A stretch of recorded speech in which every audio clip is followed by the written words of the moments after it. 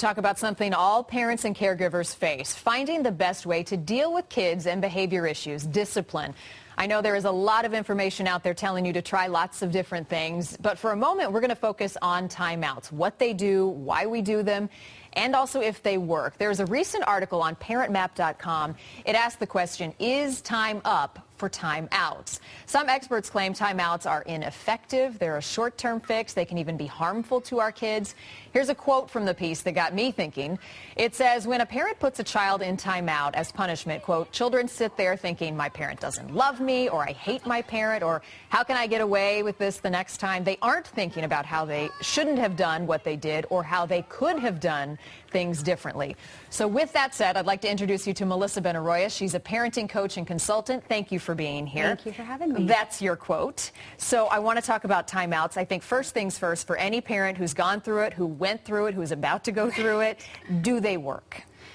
You know, that's almost a trick question. The answer is really yes and no. Okay. So timeouts absolutely can work and are effective when we help our children to self-soothe and cope with challenging emotions.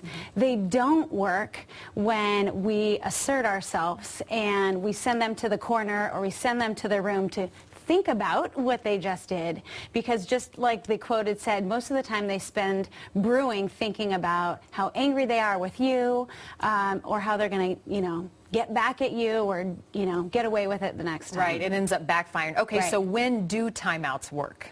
Timeouts work when parents are respectful. So timeouts can be used in several different ways. And with discipline, we can use either a positive timeout or a time in. And ultimately, the parent gives the child the space to feel their emotion and self-soothe and calm down. So instead of sending a child away, you can offer them a space, either with yourself or one that they choose, so they can cope and self-soothe. And the important piece is that we then are there and we're present and we're still connected with them, so we can help them to either problem solve, resolve the situation, make a repair, or just learn from this mistake so they can do better next time, so they can respond in a more healthy, respectful, safe way.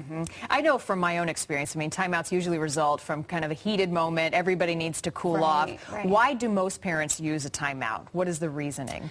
So the timeout gets used a lot of times, the sending the child away, because a lot of parents don't have tools and strategies to respond to these tough moments with their kids. They haven't spent the time up front being really thoughtful and building their toolbox. So it's kind of that knee-jerk response of coping with your, what is a fight or flight response that's built into all of our systems. So it's really that flight response, and ultimately we're sending children away, so then we can actually do our own self-soothing, so we can be present for them. That's right. We need our own timeouts. Absolutely. Why do you think the attitude towards timeouts has changed so much? We certainly know the attitude towards something like spanking for discipline has changed over the years, but when it comes to a timeout, everybody's getting a cool-off period. Why are people considering this a different way? Right.